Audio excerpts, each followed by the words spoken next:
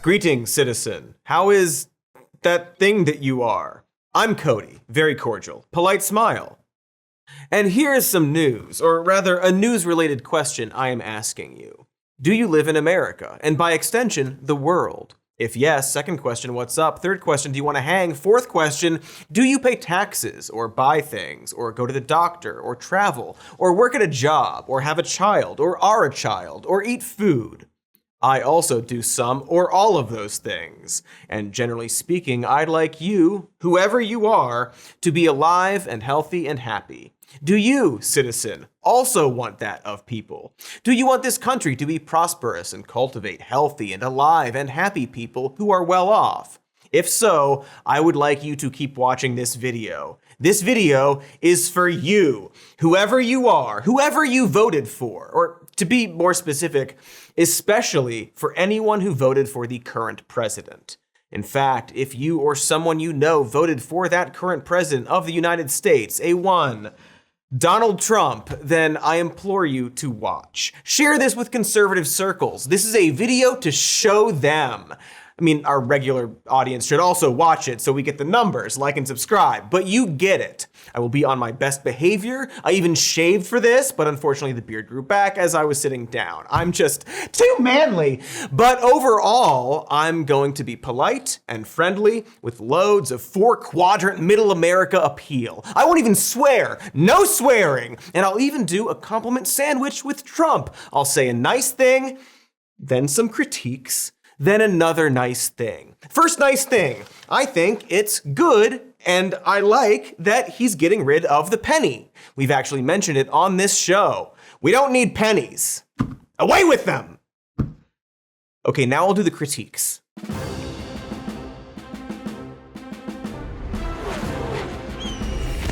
Everything Trump is doing is going to hurt you.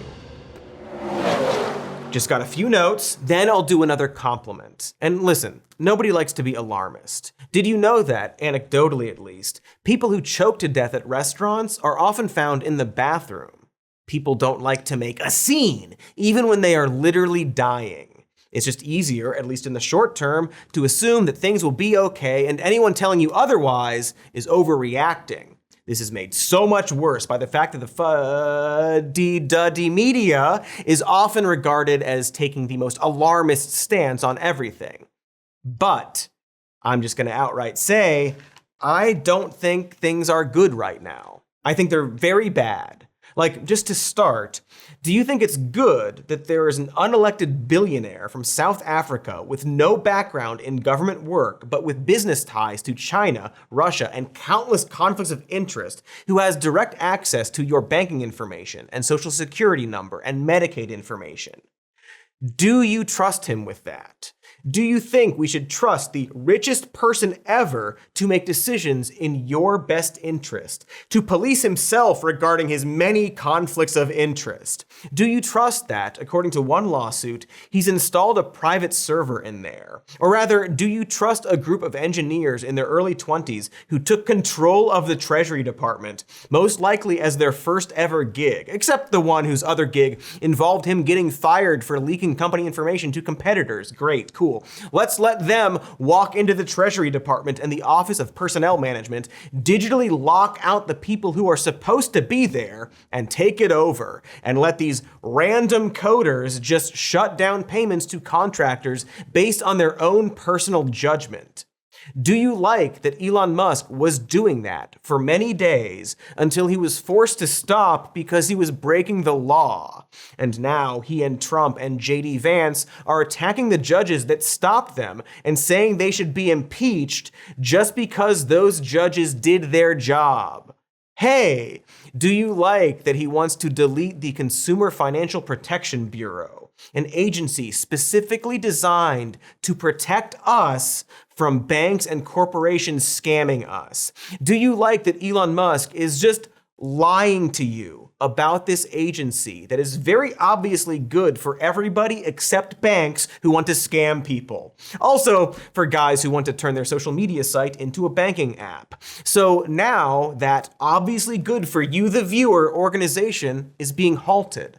Nobody on Twitter seems to like that idea either, even the blue check people. To quote Scott G over here, I assumed it was created for our protection. I've used the CFPB after my bank was giving me the runaround and I had a bunch of fraud charges that they wouldn't refund me after telling me they found them as fraudulent.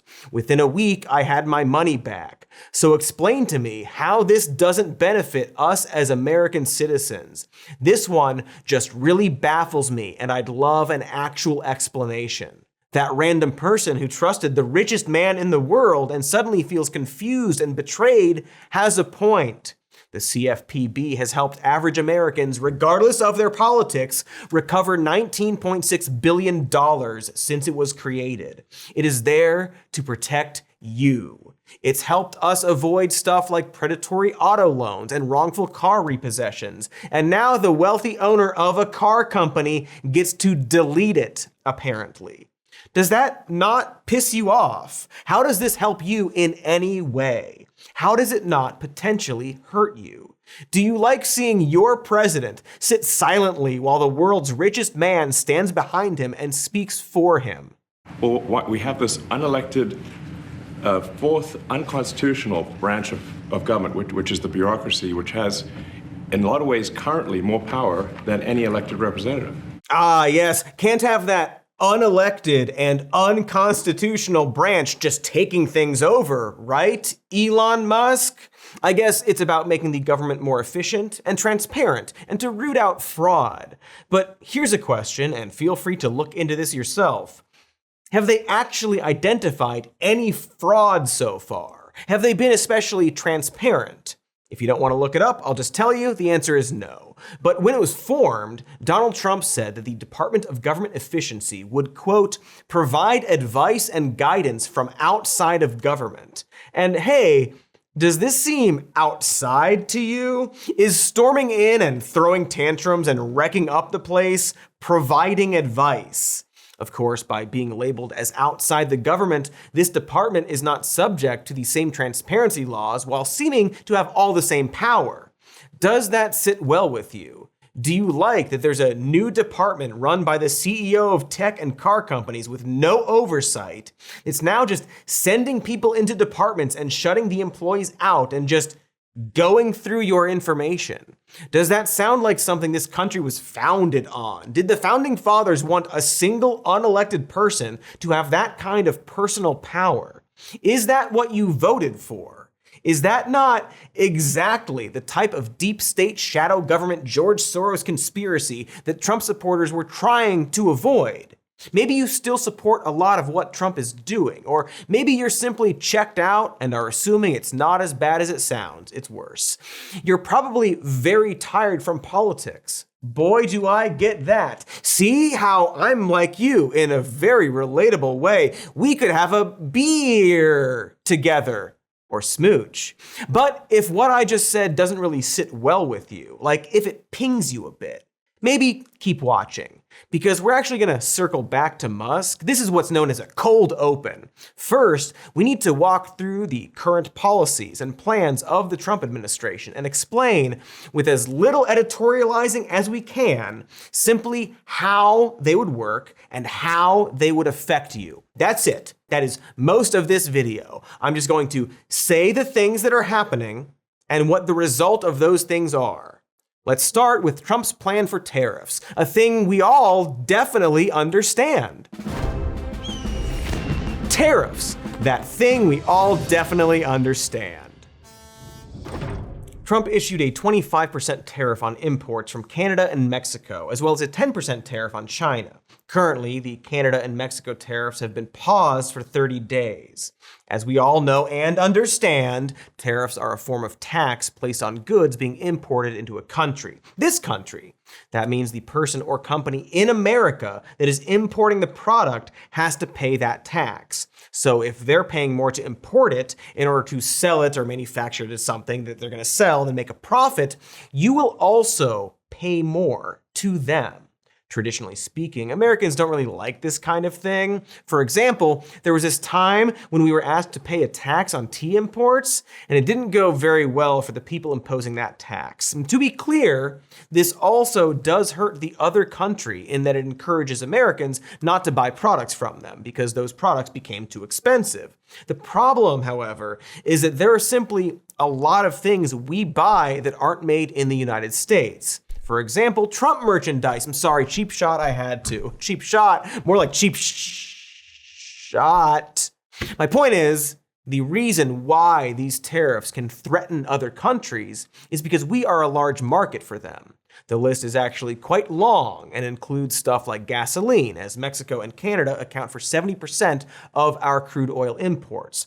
Also the import of fresh fruits, which Mexico and Canada, let's just call them Mexida, which Mexida contributes 53% of, along with 89% of vegetable imports. If you hate fruit and vegetables, don't, you should eat them, they're good for you. But I'm sorry to say that beef is also going to get more expensive.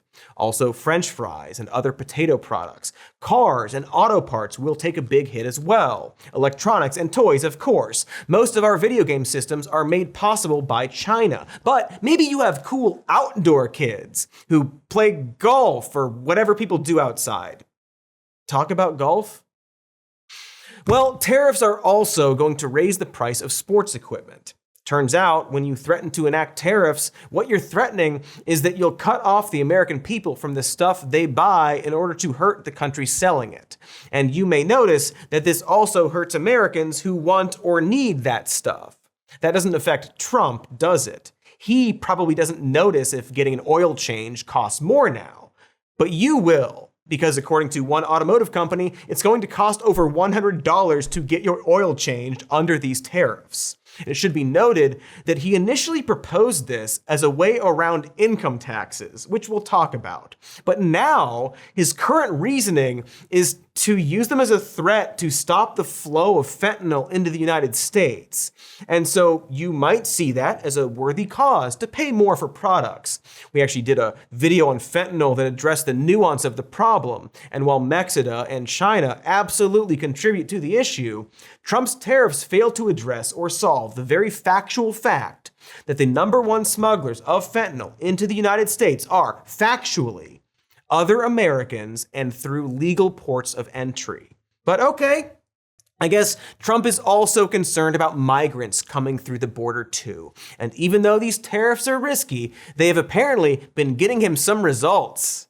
And they've agreed to put in 10,000 soldiers permanently, like forever, 10,000 soldiers at their side of the border and stop fentanyl and illegal aliens from coming into our country. They have a big incentive to do. There you have it. Mexico is sending 10,000 troops, like forever, to the border. Oh wait, sorry, that's an article from 2021 when Biden was president. Do we have another?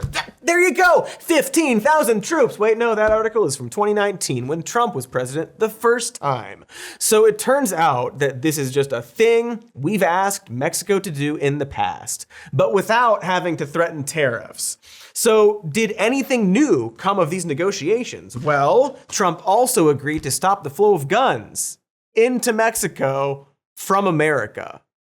Okay, I mean, good for Mexico, bad for cool Robert Rodriguez action scenes, but good for Mexico.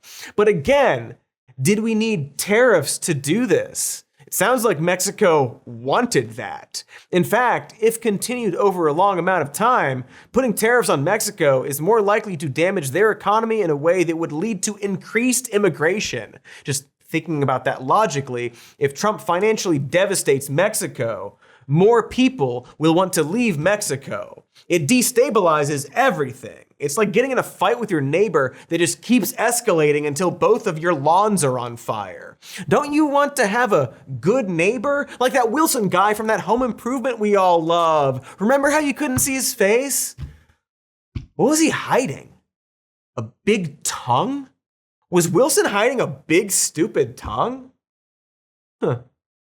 Anyway, when you can get the same results simply through diplomacy, why do this? Like, part of Canada's agreement is a plan to ramp up border security that they had already announced weeks before these tariffs. The only thing that's different is that these countries are now going to retaliate against the United States. China, for example, has already begun to enact tariffs of their own. Canada has followed suit, threatening tariffs that would specifically target red state products such as oranges from Florida and appliances made in Ohio and South Carolina. You might think of this as a game of economic chicken, some kind of pissing contest. Is pissing a swear word? Some kind of tinkle contest between world leaders that will tire itself out. But you might have forgotten the reason Trump originally proposed tariffs, which is to use tariffs to replace income taxes. That means these tariffs he keeps threatening are, in his eyes, an inevitability. But also a threat? Which is it? It can't be both policy that's good and that we need economically, and also a threat that will be rescinded once a deal about border security is made. He's wielding the tariffs like a weapon while also saying that he'll eventually do them no matter what because they're good. And would replacing income taxes even work? Great question. Let's answer it. Taxes. Boo! Yeah, we hate them. I get it. I would rather not pay money than not pay money. That's why I just walk into the movie theater and spit if they try to stop me. But the thing about replacing income tax with tariffs is that, simply put, the math doesn't work. For starters, you may notice that the entire point of Trump threatening these tariffs is so these countries will make less from the products they import, meaning that Americans would, by design, want to buy these products less and swap to American businesses. If, in theory, we began manufacturing everything in-house, that would generate zero revenue from tariffs, correct? Meanwhile, in 2023, the IRS raked in a total of $2.6 trillion in income taxes from individuals before issuing around $461.2 billion in refunds. For reference, the US only collected $77 billion in tariffs in 2024. That would mean in order to replace income taxes, the tariffs would have to be astronomically high to offset that loss. It's just, the math. 77 billion, less than symbol, 2.6 trillion. The alligator wants to eat the larger number. I guess they're hoping to also downsize the government to make up the loss. But those cuts would have to be impossibly drastic. For reference, last year, Social Security cost $1.5 trillion. We probably don't want to cut that. We kind of need that. Luckily, I'm sure Trump and Musk totally think Social Security is good and worth keeping. Meanwhile, Trump is looking to pare down the IRS and has already initiated a hiring freeze that could delay your tax refund this year. He's now sending 90,000 newly hired IRS agents to guard the border. For some reason, I guess to audit the people crossing. See, you might see the IRS as a pest, because it is. I hate paying taxes. I hate it. I put a little P on all my returns, so everyone at the IRS has P hands. So logically, having fewer IRS agents might seem like a good idea. But let me ask you this. When you go into the DMV, would you rather them be overstaffed or understaffed? Either way, you have to go to the DMV. They make you, even if you cry.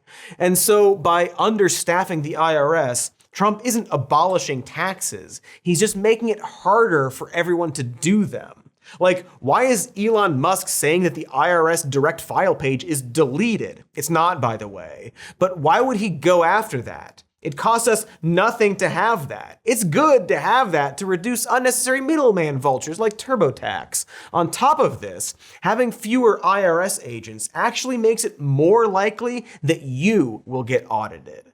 It turns out that part of the Inflation Reduction Act that increased funding to the IRS was designed to specifically focus their efforts on auditing wealthy earners who might not be paying their fair share. See, because rich people tend to have more resources to dodge or litigate that stuff, it takes more IRS agents to counteract that and audit them. But with fewer agents, they tend to go after smaller fish, otherwise known as you and me, us. We know this because it's exactly what happened last time Trump was president and cut the IRS budget. Again, I get that people don't like the IRS and see cheating on taxes as a virtue, but can you do that? Do you have people who will help you do that and get away with it? Trump's nominee to head the IRS, a former House representative named Billy Long, is another guy who is very gung-ho about enabling people to get around taxes. He actually worked as a tax advisor, enabling businesses to get special credits aimed at companies hurt during the pandemic, even if they weren't hurt by it. We went from having to say COVID adversely affected your business, definitely, to taking that away.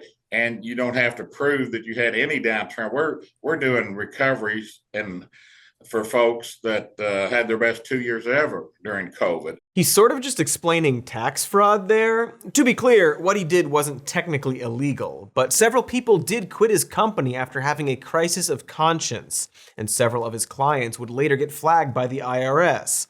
Billy is not an accountant in any way, and his grand plan for the IRS is somewhat different from Trump's. He is a big supporter of the proposed Fair Tax Act, which would abolish the IRS and replace it with a single sales tax. Now, that might sound like it could work if you don't think about it. People have thought about it and have concluded that it's not a good idea. But even people who support the idea raise concerns about the Fair Tax Act, specifically that, just like tariffs, it simply wouldn't make enough revenue for the government. The math just doesn't work unless you make drastic cuts. Also, more importantly, and perhaps obviously, it would punish low-income families who would find that the rising cost of products would not offset the refund they would normally receive. In true Trump fashion, it's ostensibly just a tax cut for the wealthy. Ultimately, this money has to come from somewhere, and a lot of these proposals are simply moving one form of tax to another form of tax. It's not designed to reduce your taxes, it's just changing how you'll pay. And of course, Trump's actual official tax plan is what you would expect, extending his tax cuts for the wealthy that will cost upward of $4.5 trillion, so they have to raise the debt ceiling by $4 trillion and make cuts to Medicaid and food stamps. Again, he's hurting you, messing with the budget in fun and exciting ways. And this is when things really start to directly affect everyone, beyond things just costing more. I know it's been a bit dry so far, what with all the money and math and lack of fun swear words. But after the break, we're going to talk about all the stuff Trump is cutting funding from. Perhaps and almost definitely stuff that you need. Yes, you, regardless of who you voted for. Stick around to find out and to maybe hear me say Hello there! Did you hear? The elderly president let the rich unelected guy plunder the government and dissolve USAID? Seems bad, I don't know. There's a lot of stuff going on. I wonder if the media is covering it correctly. Probably not. But wait, I can see for myself using Ground News, which you can also use via the QR code on the screen. That's a sponsor we at The Shody sought out. It's both a website and an app. It gathers news from around the world, from the entire political spectrum, and allows us to compare coverage and verify our information. So let's take a look at this whole Elon Musk dilly on Ground News. Heck, let's just look at the left-leaning headlines to see that, yep, they're cowards. They're all cowards. The only headline that actually portrays the gravity of this situation is Rolling Stone saying, Elon Musk's attempt to control the Treasury payment system is incredibly dangerous. And even that seems a little soft. Seems like doom, but hey, you can see all this, get all these headlines, plus context on each publication over at ground.news/SMN. With that link, you can save 40% off unlimited access. Ground News will give you the tools you need to stay informed in these terrible times, such as a factuality chart and a blind spot feed that shows you stories the media isn't covering. Again, that's ground.news/SMN to get 40% off unlimited access for yourself or someone you know. The link is in the description. The ad is over. Hi there, folks. It's your pal, Katy. You know, crime isn't on the rise in this country. Unless I guess you count treason, which I do. But there are still a lot of reasons a person might need a little extra protection in their home. For example, just throwing this out there, you might owe Bigfoot money. Or maybe you're like me and just want to monitor your yard while standing in the dark in your home. Whatever the case, Simply Safe and their Active Guard outdoor protection has you covered. They are, dare I say, the simplest and most affordable way to monitor your home. They have no long-term contracts or cancellation fees, and monitoring plans start at just $1 a day. Also, a 60-day satisfaction guarantee or your money back. Because Bigfoot is fair, but his patience only goes so far. And at some point, you're going to have to pay him back or see the consequences. Or you can get 50% off a new Simply Safe system with professional monitoring and your first month free at simplysafe.com/more news. That is simplysafe.com/more news, because there is no safe like Simply Safe. Welcome back, citizen. I am person, Cody. Relatable person. Everyone loves me, except for my wife. Am I right, gentlemen? Ha ha ha. But not as bad as my husband. You get me, ladies? Ha ha ha. So sorry. I'm trying really hard to have mainstream appeal. I tried smiling at an old lady the other day, and everyone at the movie theater tried to light me on fire. Going out in public is so hard. So before the break, we were talking about how the only way Trump's tax plans would work is if the federal budget was way lower. And technically speaking, that could happen. That's what Elon's department is supposed to be helping make happen. After all, he's the guy who cut 80% of Twitter's staff, and that's still working, right? I mean, coincidentally, 80% is also the amount by which that site has lost its value, but sure. Really hard not to swear in this. The budget, aka all the stuff. Close your beautiful eyes. Imagine a PTA bake sale. A group of students and parents are raising money for the kids to take a trip to, I don't know, where do average kids in middle America go? A NASCAR-themed cruise. The idea there is that everyone gives a little bit of money and or effort for a large expense.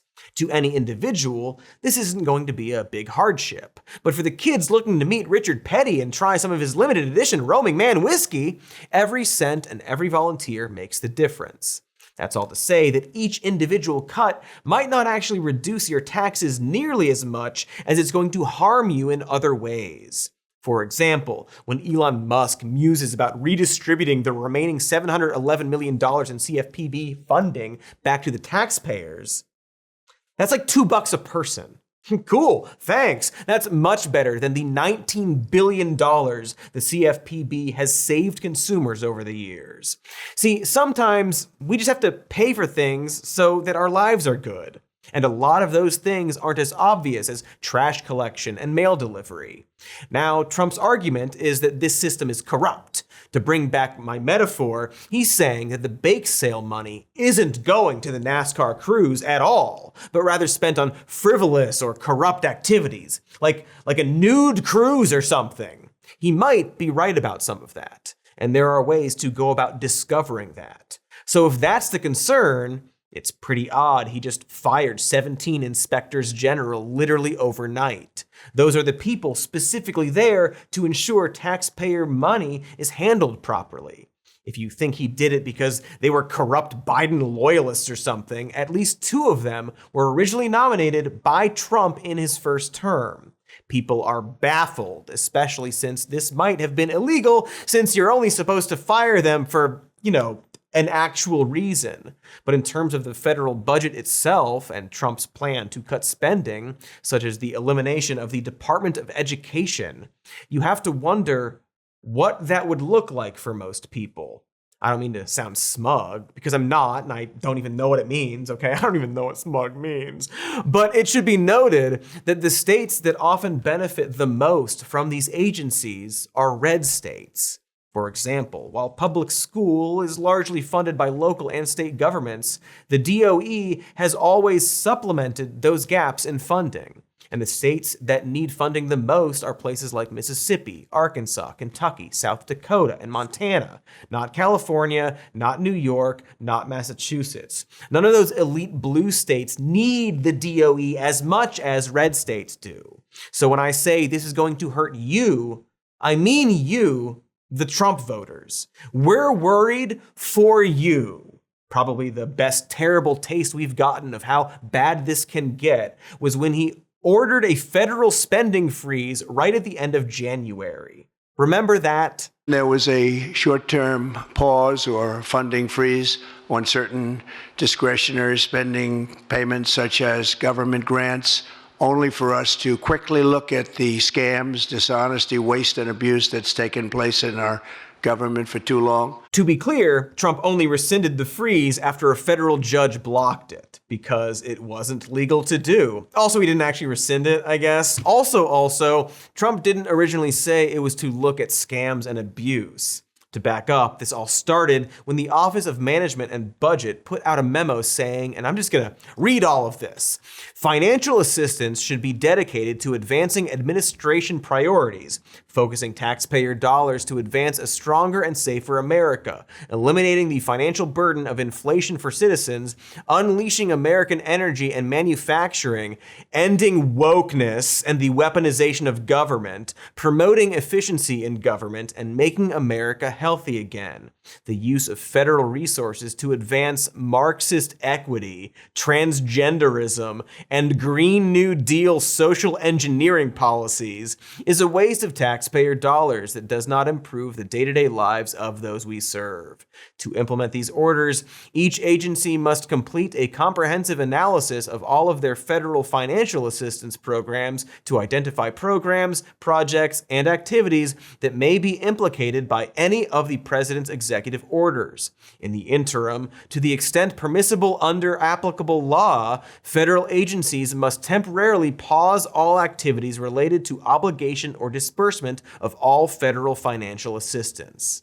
A lot to unpack there. But imagine if you got a new manager at work and they decided to halt all operations in order to root out a broad ideology that they had decided was wasteful. Like even the lunchroom is closed. Would that seem like a good manager to you? Have you ever been at a workplace where in the name of efficiency, everything was suddenly made less efficient? But my actual point here is that this temporary freeze actually gave us a really good taste of what happens if you completely gut government spending.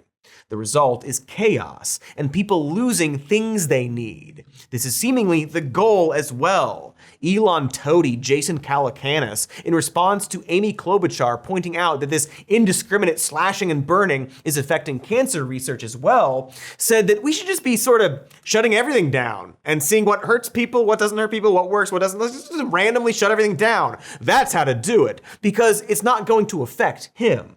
He can simply go on X and beg the government to bail him out, and they'll do it. Klobuchar is talking about cancer research, and he likens it to Netflix getting paused.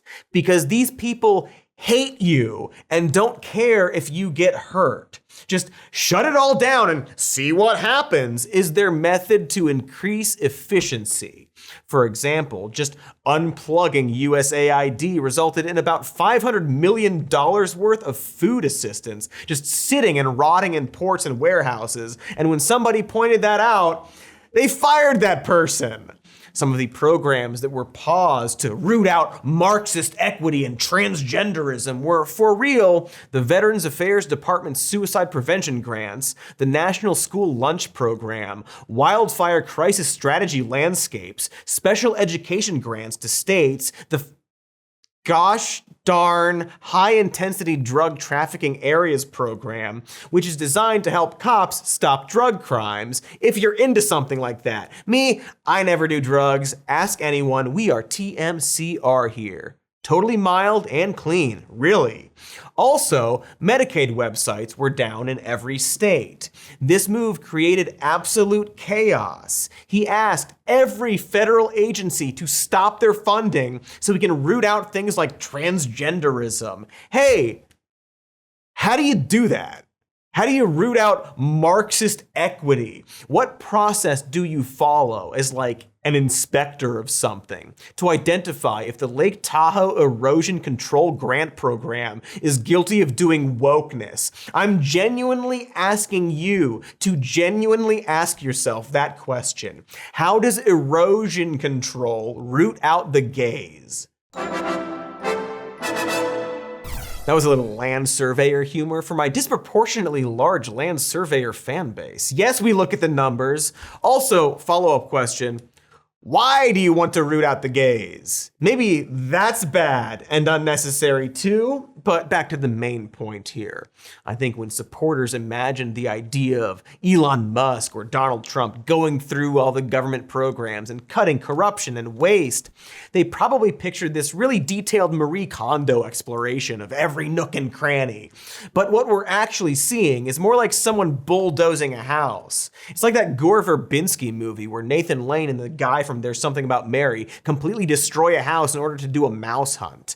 And just like the plot of that American classic I couldn't remember the name of, this is going to hurt the people who wanted it. Because, as I said, this spending freeze mainly threatened red states. States like Louisiana, which gets half of its entire budget from federal revenues. They got very nervous when this freeze happened, pleading with Trump to resolve the situation as fast as possible and expressing confusion about the entire situation. Because this is important to remember, no one knew this was coming. I mean, technically millions of people knew it was coming and warned about it, and there was a whole published project and plan describing all these things that would happen, but whatever, it happened very quickly. We didn't know. It was still so sudden and chaotic. No one could prepare. Does that sound like good governing to you? If you live in Appalachia, an area that relies greatly on federal funding, do you want to be blindsided by stuff like this? Do you want to wake up one day and be told by your boss that you might have to be laid off because someone thinks they saw a trans person in the hallway of the agency that's signing your paychecks? This doesn't only affect government jobs. You see that. It's any job that's working for an organization that relies on government money. You might not even realize I'm talking about you right now. And at the moment, we just don't know what areas will be permanently gutted. But we do have some idea. For example, FEMA. Trump has specifically mused about deleting or taking over FEMA. He clearly wants to have more control over where disaster aid goes. But, and this should chill you, no matter who you voted for, he's already been giving conditions for that aid that have nothing to do with the severity of the disaster. Funding to Los Angeles because of its sanctuary city policy? I want to see two things in Los Angeles: voter ID, so that the people have a chance to vote, and I want to see the water be released and come down into Los Angeles and throughout the state. Those are the two things. After that, I will be the greatest president that California has ever seen. Maybe you agree with the voter ID thing. I mean, I don't, but maybe you do. Do you still think it's a good idea to extort states using disaster aid in order to push a political agenda? Aren't Republicans into like states' rights and stuff? Imagine if Joe Biden refused to give hurricane aid to Florida unless they lifted all bans on abortion. Or imagine if you're a Republican living in LA who needs that help. Or, you know, a person in LA. But if you are a Republican, this also hurts on a political level since GOP House members are being forced to either side with Trump or with their constituents. Because here's the other thing about Trump's conditional aid. That water he wanted sent down, well, if you live in LA or are a farmer or a firefighter, you already know that that water isn't going to help. We know this because they did open those reservoirs on Trump's orders, and it didn't help. In fact, it hurt the state. Trump was objectively wrong. For starters, the water he ordered to be released didn't even reach Los Angeles. Like geographically, physically, it couldn't actually flow to Los Angeles. It went to a dry lake bed hundreds of miles away where it will evaporate. This is especially disastrous because that was supposed to be used for farmers during the dry season. Now it's gone. Not to mention that they simply didn't need more water down there in the first place. The problem, according to the CEO of the LA Department of Water and Power, wasn't a lack of water, but a failure of the pipeline to deliver it from the main trunk line. They had plenty of water in the main trunk line, so adding more wouldn't help that. It's an infrastructure problem. And so I ask you, any Trump supporters who accidentally found this video like the tape in the ring, does that seem competent to you? Trump is posting about how he created this beautiful water flow and saved the day, but he actually inserted himself in the problem for PR and spite purposes and objectively made it worse instead. It's like when your little sibling wants to play your video game and just cakes the controller with candy debris. Sure, you can smack him, but guess who's the jerk suddenly? Stupid Kyle. Annoying little stupid fake made up Kyle. And now Trump is trying to involve himself with everything. He's looking to downsize or delete every federal agency and replace it with something he has more oversight of. And for you, the person who might be concerned about taxes, that might seem good. But to go back to the bake sale NASCAR booze cruise analogy, stuff like Meals on Wheels, which was threatened by the funding freeze, doesn't actually take much money from our federal government. According to them, it's about 35% of the meals they, wheel. So to us, the taxpayers, that's like pennies of what we get taken out. But for them, it means a world of difference. And so it's hard to imagine what programs we could make these huge spending cuts to that would equal trillions of savings in order to rely solely on sales tax or tariffs without completely sending our country into disarray. Trump and Musk want to cut $2 trillion from our budget. But just for reference, in 2022, the federal government only spent $271 billion to compensate their civilian employees. You simply can't fire enough people to make a dent. And maybe they know that. And maybe the goal isn't to save you taxes or get rid of taxes, but just dismantle these agencies for other reasons. And speaking of disarray, boy, have you thought about what might happen if we have another pandemic? Healthcare and drugs, not the cool kind. Hey now, no drugs are cool. I don't do drugs. Get out of here. So let's at the start of this pretend that COVID wasn't a big deal. I mean, it was. It killed a lot of people. But let's just say you're someone that thinks the CDC was overreacting or that mask bans or lockdowns were a waste and we faked a freak out about a light flu. Do you think that about all future pandemics? Like if that movie Contagion happened, do you think we still shouldn't have masks or lockdowns? Or were you just bothered by COVID specifically? I am genuinely asking. Write down your answer and mail it, please. Logically speaking, it would be very odd to think that there's no such thing as any disease or any pandemic, right? In fact, we are literally experiencing a bird flu problemo right now. So it really doesn't seem wise to, say, block the CDC from sharing their data with healthcare professionals like nurses and doctors and hospitals. Trump did that in his first week, as well as instructing the various federal health agencies under the Department of Health and Human Services to pause all of their external communication, such as health advisories or social media posts. Why do that? Does that help us? Does that help you? I'll make it simple. Remember how one of the big concerns was egg prices? Like, we gotta get rid of the Democrats and wokeness because eggs are too expensive. And now it seems like egg prices are only getting higher. That's because of the bird flu that's currently spreading throughout the country. This disease is killing our pets as we speak, and has killed one human as of filming this. And so it is so clearly important for the CDC to be able to send out alerts and updates right now. And so it's very strange, and dare I say, bad and incompetent, to order the CDC to shut off their communications with hospitals. Did you know that they found out that bird flu can be passed from your cat to you? Just one more way your cat can destroy you. They knew that, and they had to delete their findings after Trump ordered them to stop. How is that helpful? Is that not hurtful? Additionally, bird flu is a global problem, and yet Trump has pulled out of the World Health Organization, citing mishandling of the COVID pandemic. He's probably not wrong in that reports have found that the WHO did mishandle COVID. Did you know who else did? The United States. The CDC absolutely screwed it up, as did Trump. Pretty much our entire government failed during COVID. There's a lot of blame to spread around, but that doesn't really justify exiting the WHO, which serves to coordinate global responses to pandemics and other health emergencies.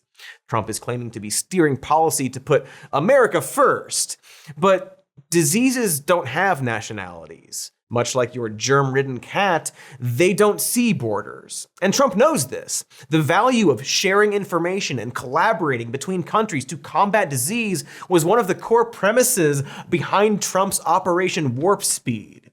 By removing ourselves from the WHO, all we're doing is weakening our ability to respond to a global pandemic, thus hurting more Americans. Remember how at the top of this I said that people tend to choke to death in bathrooms? That's what we're doing here. We're removing ourselves from the support of the world in the name of independence. And so unless our Department of Health and Human Services is really on the ball, this is going to jeopardize us. And here's the thing about the Department of Health and Human Services. It's going to be run by this guy talking to Bernie Sanders. Vaccines do not cause autism. Do you agree with that? As I said, I'm not going to go into HHS with any preordained. I asked you a simple question, Bobby.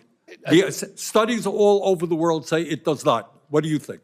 Senator, if you show me those studies, I will absolutely, as I promised to Chairman Cassidy, I will apologize. That is a very troubling response. Right. So RFK, if you're watching, thanks. Make sure to like and subscribe. But also, here, I just spammed the screen with studies that show vaccines don't cause autism. During his confirmation, RFK Jr. claimed that he isn't anti-vaccine and that he'll simply have to look at the evidence and draw his own conclusions. But he has been shown that evidence over and over again. He also said if the studies prove him wrong, he'll publicly apologize, but then apologize for what? He claimed he isn't anti-vaccine, so that's weird. Also, the counter study he cited in his hearing has a whole bunch of obvious issues and was by a guy who already has some redacted studies, because RFK doesn't have a medical background. He's a lawyer with an axe to grind. Doesn't it seem odd that the guy being charged with overseeing America's health also ran a personal campaign specifically against vaccines? Doesn't it worry you, considering right now a town in Texas with the lowest vaccination rates and highest school exemption rates from measles vaccination is currently having a measles outbreak? That shouldn't be happening. Does any of this worry you, especially since Trump has flat out said he's going to let RFK Jr., again, a man with no medical background, do whatever he wants? And I'm going to let him go wild on health. I'm going to let him go wild on the food. I'm going to let him go wild on medicines. I don't know, man. Honestly, some of what RFK believes is, in my opinion, not terrible. He wants to cut down on processed foods and end pharmaceutical ads on TV. He's willing to explore using psychedelics for medical treatments. Not that I do drugs, okay? But he's one of those guys who's right on the line of reason, and then he trips and falls over on the other side. Because he also thinks vaccines and fluoride are bad, and has boasted that he only drinks raw milk? Boy, don't do that. Bobby, did you not just hear about the bird flu? He also wants to replace a lot of HHS staff with people who, like him, aren't medical experts. Also, just my opinion, but I sort of suspect he won't even be allowed to do the stuff he wants to do. I mean, Trump loves fast food, right? Here they all are eating it together. Most people like fast food. Trump's policies actually seem to go directly against a lot of what RFK is saying. For example, some of Trump's executive orders were aimed at undoing directives to lower drug costs and expand Medicaid. How does eliminating the lowering of drug costs help you? Sounds like it empowers the pharmaceutical companies RFK is going after. And so more likely, RFK will be there to allow Trump to downsize the HHS like he means to do with every other agency. He is extremely unprepared for another pandemic. And in fact, right now, the biggest pushes they are making are to go after abortions and eliminate guidance on HIV and contraception from federal websites. At least until a judge told them to reverse that. If Project 2025 is any indication, and it should be, the plan is most likely to use HHS to push more and more oppressive laws around reproductive health. According to Project 2025, exact quote, HHS should return to being known as the Department of Life by explicitly rejecting the notion that abortion is healthcare. Now, Trump may have said he had nothing to do with Project 2025, but so far, a whole lot of his executive orders match up perfectly with it. So you have to ask yourself, are you okay living in a country where abortion becomes outlawed? I don't know, maybe you are. Maybe you want to live in a country where women are required to give birth, even if it means they will die doing it, or that they were raped, or one of the many extremely practical and vital reasons someone might need to terminate a pregnancy. And whether or not you realize it, this is going to affect someone you know. A friend, or sister, or aunt, or mother, or daughter, or that girl at Starbucks who said she liked your shirt but probably just says that to everyone, so you really shouldn't make a move. Also, men. Men are affected by this because they tend to get people pregnant. And heck, I know you're gonna hate this, folks, but some of them can get pregnant. This is actually where we might have to draw a moral line in the sand, because there are certain things that Trump is doing that, while having consequences for everyone, is going to have more consequences for specific people. And at a certain point, you just have to decide if you have empathy for those people or not. If we're in this together or not. So after the break, I guess we'll talk about immigration. That'll be fun and appealing to everyone. Joy! Valentine's Day is almost here. That's the day we honor the love phantom that sneaks into our house while we sleep, takes our picture, and leaves that picture under our pillows. I loved it as a kid, and I love it as an adult. And this year, why not get everyone in your family some AG1 to celebrate? Or get it for yourself. Show yourself some love this year with the gift of nutrition. AG1 mixes well with smoothies, your daily exercise, or maybe make a stew out of it. A love stew. It's smooth and creamy and good on the gut, like belly lotion, but you drink it. I can drink it.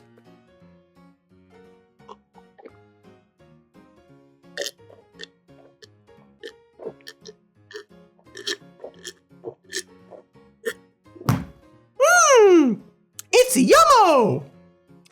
Cody likes it. I get a great little AG1 boost every ad. Oh yeah! Makes me want to run in the streets and wrestle dogs. And AG1 is offering new subscribers a free $76 gift when you sign up. You'll get a welcome kit, a bottle of D3K2, and 5 free travel packs in your first box. So make sure to check out drinkag1.com/more news to get this offer. That's drinkag1.com/more news to start your new year on a healthier note. Woohoo! Hey again, it's me. My name is Cody. We know each other. It's fine. Okay, so we've been talking a lot about these bureaucratic decisions that will trickle down to hurt all of us. What we're going to talk about next is designed to directly harm a specific group of people. There's in fact a few groups of people who are getting hurt. We did an entire other video on being transgender in this country that you can watch. We urge you to watch it and like and subscribe and so on. But for the sake of this video, we want to talk about Trump's plan to purge the country of criminal immigrants, otherwise known as people you probably know and absolutely rely on to live, and maybe even like. Also, some of them aren't criminals, or immigrants. Migrants. Humans who need help. Listen, if you're a conservative, then we're simply not going to agree on immigration, at least not for the purposes of this video. But I'm going to assume 2 things about the person watching. Number 1, they have empathy and want other people to live happy lives so long as they aren't hurting others. And 2, they probably aren't torn up over the prospect of a murderer or rapist being detained or deported. One of the concerns of Trump supporters has been crime, which is odd because he pardoned nearly everyone who was convicted on January 6th, including people who attacked police. Many of them are now being rearrested for other violent offenses, including trying to rape a 15-year-old. But anyway, we can have a whole other one-sided video conversation on criminal justice. But I think most people can agree that we at least don't want to punish someone who isn't guilty of a crime, right? Well, one of the first bills that Donald Trump signed is called the Laken-Riley Act, a bipartisan bill that you can read right here. It states that Homeland Security can detain any immigrant who, quote, is charged with, is arrested for, is convicted of, admits having committed, or admits committing acts which constitute the essential elements of any burglary, theft, larceny, shoplifting, or assault of a law enforcement officer offense, or any crime that results in death or serious bodily injury to another person. And the word I actually want to call out here is arrested. By definition, which we should go by because we're talking about laws here, being arrested or charged with a crime means that you have been accused of a crime, not that you did a crime. This act also has no minimum age limit, and they include every level of crime there, even shoplifting. So that means that a child could shoplift and be detained for it, or simply be accused of shoplifting and still be detained. That is wild. I know that's a hypothetical, but our laws are built on hypotheticals. They are there to protect us from the evil dangers of hypotheticals. And this law makes it so that somebody could simply accuse an immigrant of a crime, and that person would be detained and possibly deported. See, there seems to be this misconception that Trump is simply going after criminals. It's that Marie Kondo thing again, where you might assume ICE is specifically targeting people who did something bad, but they aren't doing that. For example, of the 1,200 people ICE arrested on January 26th, a whopping 48% of them have no criminal record, some of whom are here on legal visas. Here's a guy who's been here for 30 years who got detained. How does that even make him an immigrant? Some of the ICE agents arresting him probably haven't been alive for 30 years. In fact, there have been ICE raids where they've accidentally detained US citizens who just happen to be dark-skinned. Do you have dark skin? If you do, then perhaps you should be nervous about ICE coming around your town. Should you or anyone who isn't a criminal have to worry about being suddenly rounded up and detained like this? And not just in their homes or on the streets, but in your kids' schools or a hospital or a church. Trump has revoked an order that would have barred ICE from going to those places. Why? What's the point of that? Think about that. If you're in a hospital, you aren't going anywhere. If you're at school or church, well, you have to come out sometime. So why be that cruel to people who, in nearly half of the cases, have no criminal record? It's already started. At least one father was detained in front of his wife and kids while at church. Do you think that's something that Jesus would have wanted? Or is that more of a directive from the other dude down below? What is his name? Yeah, that's the guy. This is the work of Mole Man, isn't it? It's happening everywhere, cities and farms. ICE is going around and raiding places and rounding people up, no matter if they are young or old or guilty or innocent. That's because Trump is now issuing quotas for ICE officers. Does that seem like a good way to deal with crime to you? See, this isn't actually about criminals. I'm sorry, it just isn't. It's not even about people who entered the country illegally. If it was, then why did Trump just end several programs designed to allow people legal access to the United States? Why is he letting Musk cut funding for helping migrants return to their home countries? Under Trump's administration, there is just no difference between an immigrant and a criminal. That's why he calls them illegals. Their existence is a crime. Why do you think he's constructing a migrant detention center at fudging Guantanamo Bay? Does that seem good?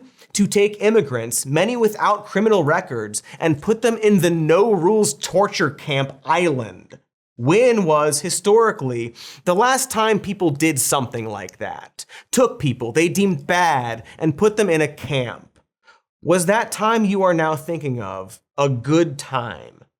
And the thing is, you know an immigrant who will be affected by this. These are your coworkers, your friends, possibly even your spouse. You may not even realize that they are in danger, but they are. Hell, you might get swept up in this. A lot of people are in danger right now, and depending on how it escalates, what we do might become an extremely dark chapter in our history books. We might do unforgivable things to people.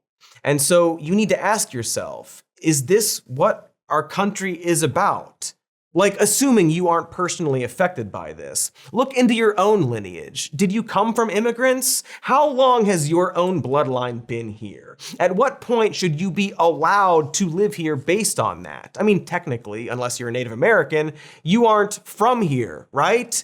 And right now, Trump is trying to end birthright citizenship, something guaranteed by the 14th Amendment of the Constitution that states all persons born or naturalized in the United States and subject to the jurisdiction thereof are citizens of the United States and of the state wherein they reside. He wants to get rid of that. And that is fundamentally un-American of him to want. I'm sorry, it just is. I don't make the rules. A bunch of dead people did that. It's literally in the Constitution. It was passed in 1866. Friggin' this guy was president. Who is that guy? He seems very serious. Also, what is the alternative to the 14th Amendment?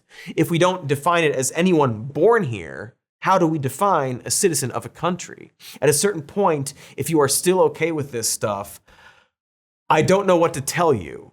Raiding citizens and detaining them in prison camps, suggesting we send United States citizens to prisons in other countries, repealing parts of the Constitution to limit freedom. These are really scary things, even if they don't personally affect you. They are things we were taught about in school as being signs of even scarier things. But okay, maybe you don't care. Maybe you like that. Maybe, like this fellow, your kid's soccer coach will be deported and you won't even be able to pretend to empathize or care. Well, also, I should probably note that detaining this many immigrants is going to demolish our economy. Do you care about that? Because it will, objectively so. America currently has a labor shortage, and removing immigrants from places like farms isn't going to bring in non-immigrants to fill those gigs. They just aren't. People smarter than me have figured this out. I mean, are you going to go work there? Are you going to move across the country and go work at a farm? Do you already live near a farm? And have you tried to get work at the farm, but they're like, sorry, no, we have all these immigrants instead?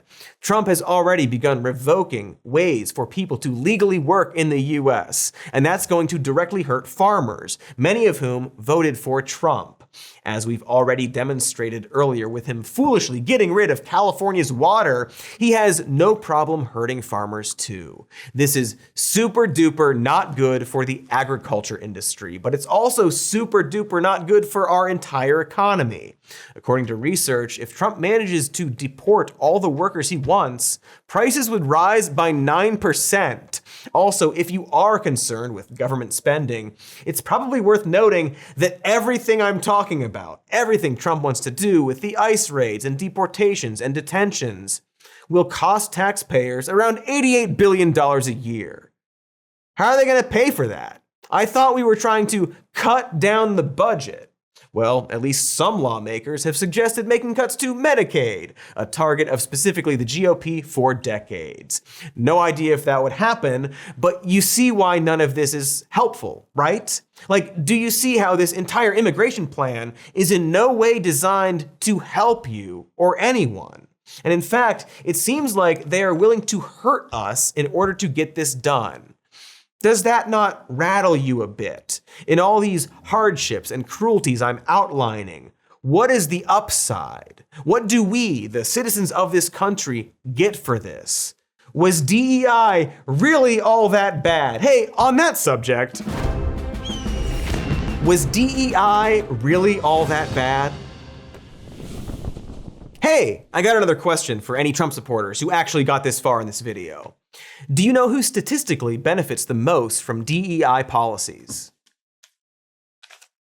White people. White women, to be specific, have been able to advance in their jobs thanks to those policies. You know who else benefits? Military veterans. That is one of the statuses these DEI programs looked at. It stands for diversity, equity, and inclusion, after all. You know who went to school through DEI initiatives? Vice President J.D. Vance. He was given scholarships based on the fact that he was low income and a veteran. And I just think that's interesting.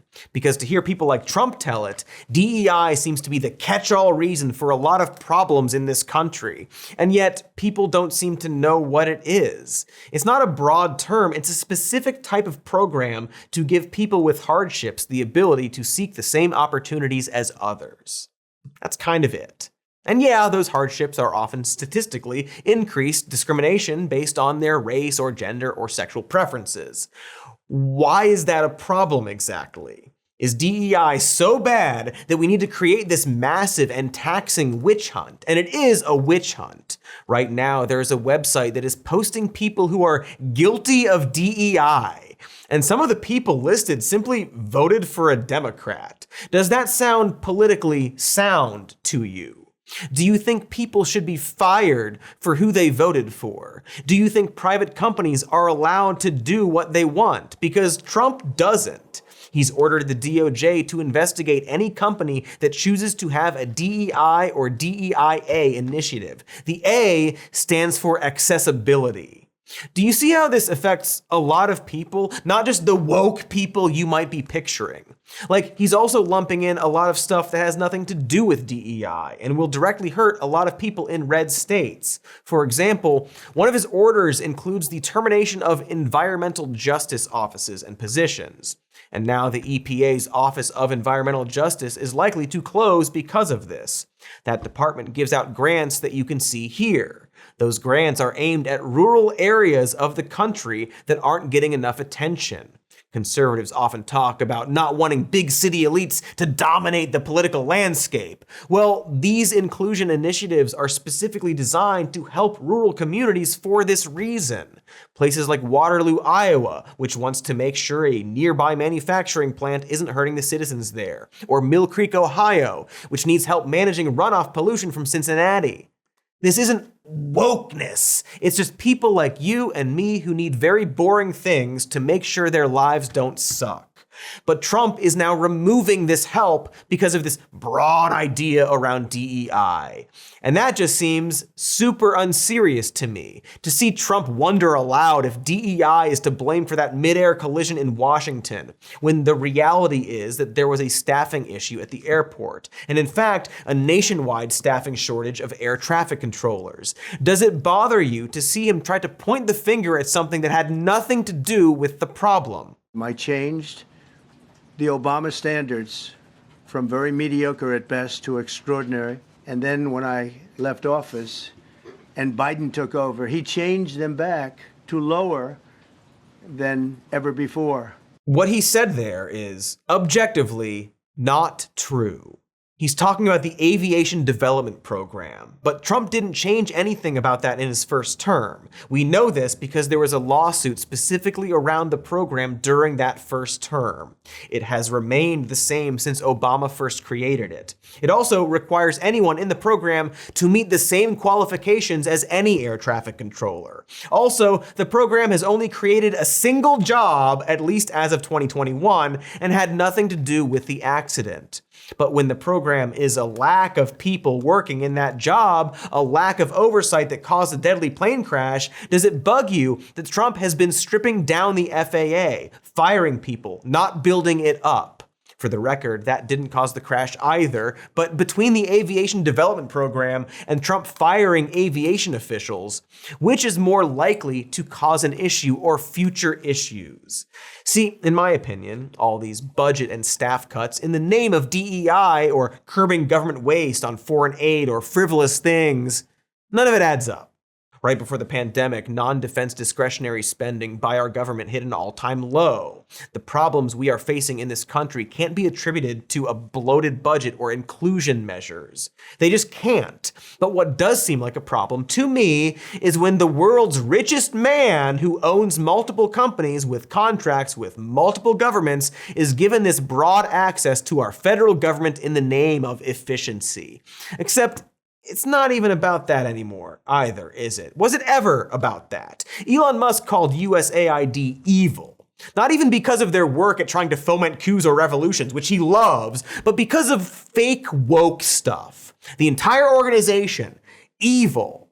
Does that sound like he's impartially looking at the numbers and making budget decisions? Or is that an ideological opinion? And do you agree with it? Did you elect Elon Musk to change the budget based on his ideology? Do you know what USAID does? Enough to agree that it's evil and should it be gutted? One thing I do know about USAID is that it was investigating Starlink, a company Elon Musk owns, at the time that his department began to target it. Seems sus, as the kids say.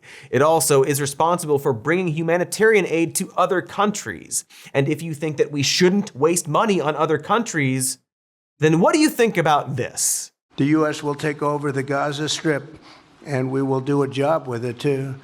We'll own it and be responsible for dismantling all of the dangerous unexploded bombs and other weapons on the site, level the site and get rid of the destroyed buildings, level it out, create an economic development that will supply unlimited numbers of jobs and housing for the people of the area. We have an opportunity to do something that could be phenomenal. And I don't want to be cute, I don't want to be a wise guy, but the Riviera of the Middle East, this could be something that could be so bad, this could be so magnificent. He's talking about the United States taking over another country, ethnically cleansing the current inhabitants, and then creating some kind of a resort town? The president, whose family runs a hotel chain, wants to turn Gaza into a resort town. And it is ethnic cleansing, to be crystal clear. Look it up. I know he's sugarcoating it, but when you forcibly remove an ethnic group from an area, you are doing ethnic cleansing. If we can get a beautiful area to resettle people permanently in nice homes and where they can be happy and not be shot, not be killed, not be knifed to death like what's happening in Gaza. Oh, okay, so it's happy ethnic cleansing, much better. No doubt we'll totally move all the Palestinians to somewhere good and beautiful that is also uninhabited for some reason. But even if you don't care for some reason about that, why would you want this? Weren't people complaining about giving aid to Ukraine for this same reason? Why are we rebuilding a city across the world when there are cities that need to be rebuilt here? Right? I thought the idea here was to shrink down our government and pay less taxes. Do you think that would happen if Trump gets his wish taking over Gaza, or buying Greenland, or making Canada the 51st state? Does that sound like shrinking the government? And does this help you? Does it help you for the United States to push people off of their land and try to build a new city on it, possibly starting a war in the process? Do you think the people of Palestine are going to want this? Didn't we just get out of a big, let's call it an ado over in the Middle East? How does this help you? Any of this? To me, it doesn't. And what's more, and extremely scary, it really looks like it's going to hurt us. There are a lot of people worried right now, and maybe you should listen to them.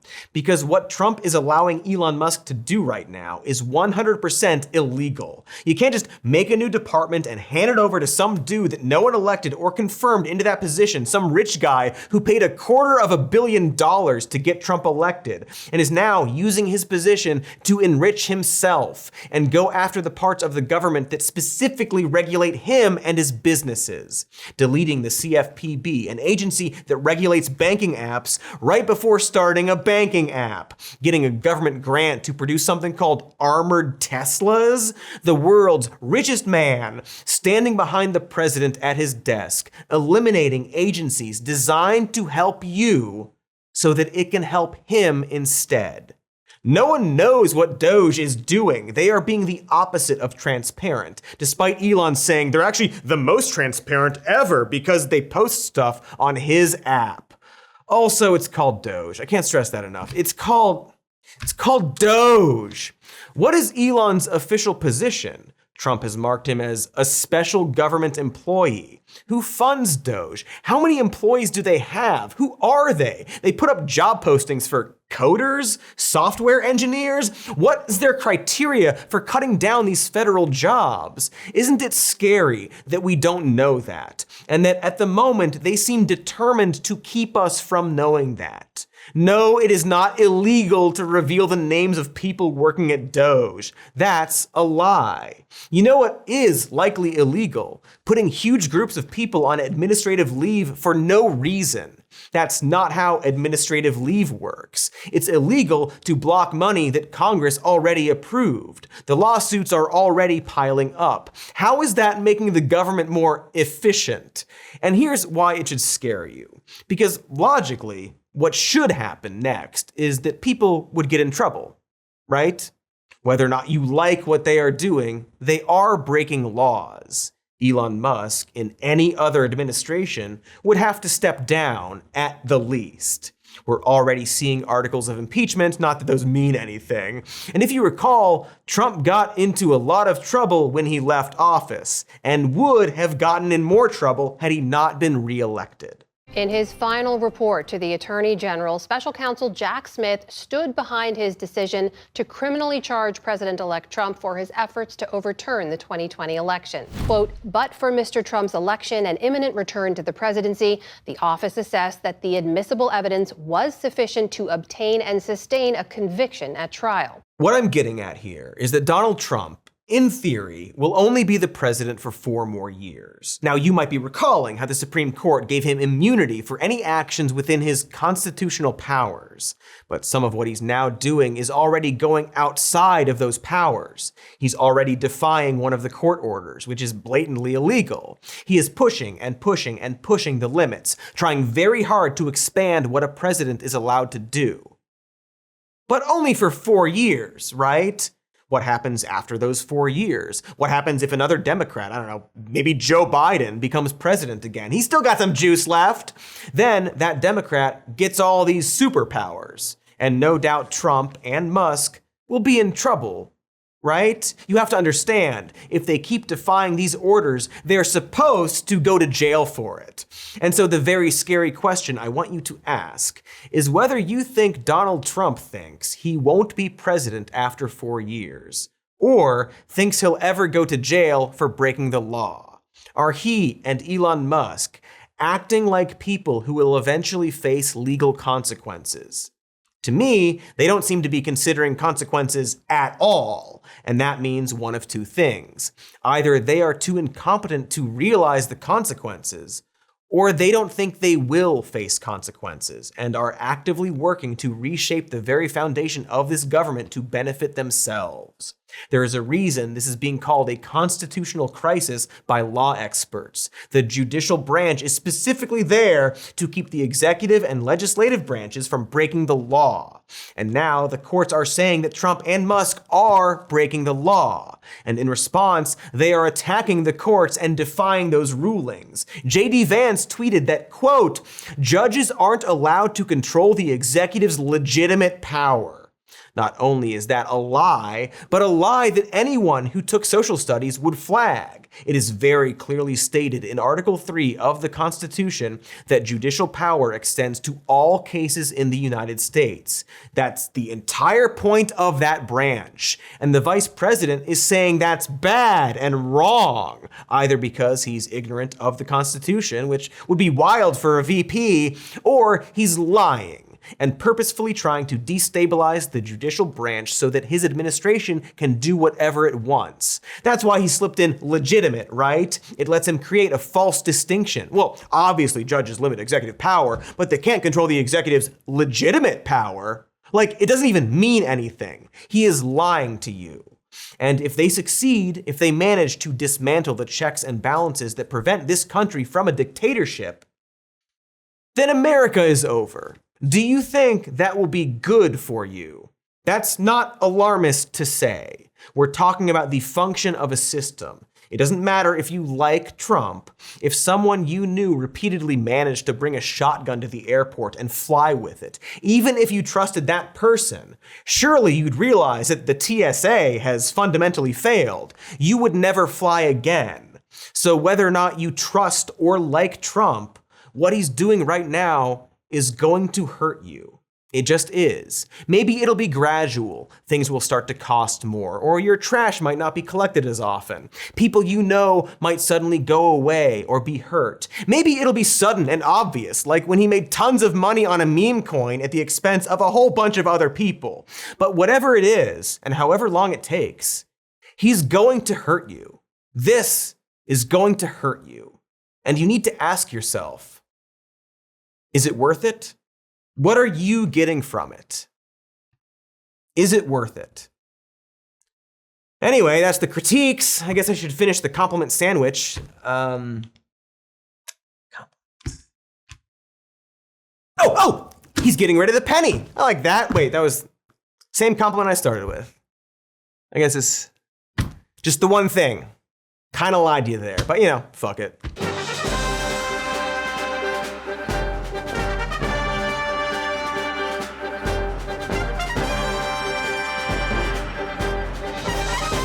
And cock. And shit.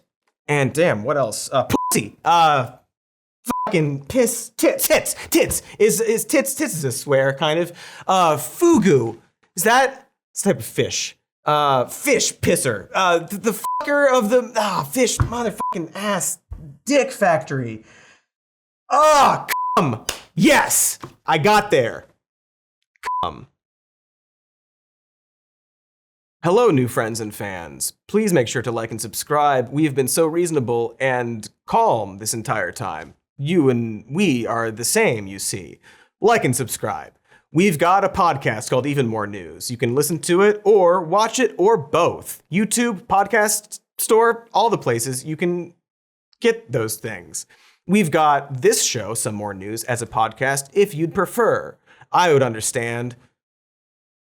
I get it, if you just want to listen to the show instead of watch it. We've also got a patreon.com/somemorenews. Please check that out as well. And I would be remiss if I didn't mention our merch store, which also exists. It's got images on products. And you can't say anything more than that.